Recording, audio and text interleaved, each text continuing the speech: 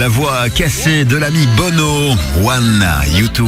7h46 déjà. Il est grand temps de retrouver l'ami Fifi. Bonjour Fifi, tu vas bien? Bonjour, des petits yeux, mais la tête déjà dans le week-end. Dans les nuages du week-end. Et oui, Voilà. c'est ce qui risque d'arriver en plus. Et le soleil n'est pas vraiment de la partie.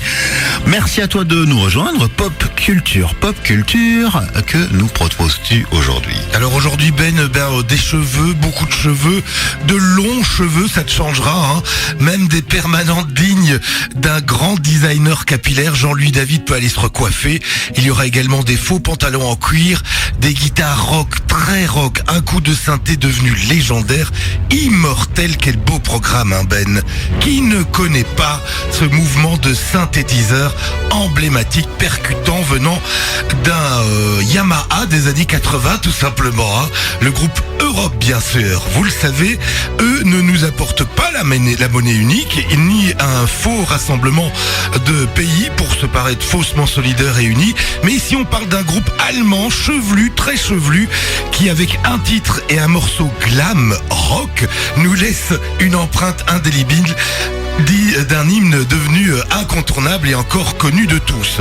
Qu'est-ce que c'est grand et fort et tellement ringard à souhait, Bernard. Et que rend, bien sûr. Quand on l'écoute, on se prend 5 kilos de plus de gras, hein. On dirait qu'on en bouffe pour l'hiver, hein. Car c'est comme un immense gâteau de génoise fourré de crème au beurre mocha, mais on aime en manger. On en redemande encore et encore. The Final Countdown du groupe Europe ne devait bien sûr pas être un succès mondial à la base, Ben, hein. Il était tout simplement destiné à l'ouverture du concert du groupe pendant la tournée 1986. Comme le titre l'indique, nous avons affaire ici à une histoire de compte à rebours. Non pas celui des derniers instants avant une nouvelle année, mais celui qui précède le décollage d'une fusée, Ben. Direction l'espace et la magie du concert du groupe Europe. The Final Countdown est construit comme un hommage à David Bowie. Oui, vous avez bien entendu. À la base, et son fameux David Bowie qui avait sorti dans les années 60 Space Oddity, et c'est un hommage. Donc les membres du groupe Europe transposent ce thème spatial de David Bowie de la fin des années 60, mais au milieu des années 80 pour eux, hein. Les premières images du clip du groupe Europe sont cultes, hein. Ils nous entraînent dans une mystérieuse pièce au mur recouvert d'écran, Ben, où des employés activent tous des boutons et des leviers, des plans sur une horloge dont l'aiguille poursuit implacablement sa course et qui nous indique que le temps est pressant. Où sommes-nous, Ben? Qu'attendons-nous dans ce clip? Eh bien, tout simplement l'entrée en scène du groupe Europe, nom dit Dieu.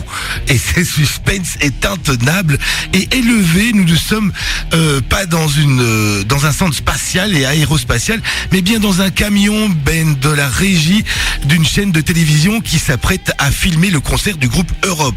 La première déflagration de batterie retentit, accompagnée sur scène d'une explosion pyrotechnique qui enchaîne de nous projeter vers les étoiles. Un montage serré alterne dans le clip des plans de la foule en délire et on s'y croit, Ben. Et voilà le chanteur qui entre sur scène, accomplissant une chorégraphie composée d'audacieux mouvements de micro et les gens moulés dans de faux cuir. Quelle superbe entrée, Ben. On n'oserait plus la faire.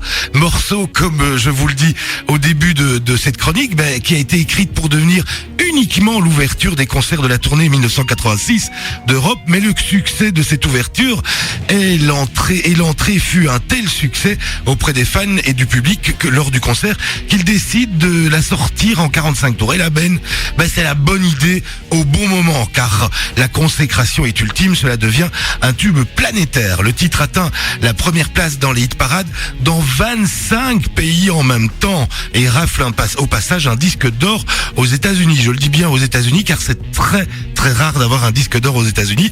Maintenant, Ben, une seule question nous vient à l'esprit, mais que sont-ils devenus tous ces chevelus? Évidemment.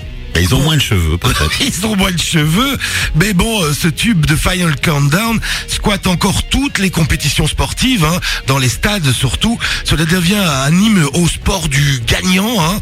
Dès que ce morceau retentit, on se sent vainqueur, plus fort et prêt à la compète. Hein. Sinon, le groupe, pour le leader du groupe, Joey Tempest, eh bien, il reconnaît avoir eu beaucoup de succès à cette époque, que ce tube de Final Countdown a touché beaucoup de monde, avec beaucoup de couverture médiatique, mais il précise et il reprécise qu'il est plus à l'aise dans la niche rock, beaucoup plus rock, et que son but n'était pas d'atteindre le grand public. Tout est arrivé un peu par hasard et accidentellement, un accident qu'ils ont vendu quand même, hein, Bernard, à plus de 20 millions d'exemplaires. Hein, donc après tout ça, quelques morceaux qui passent en radio comme Carrie, mais le succès public dégonfle très rapidement, t'imagines bien.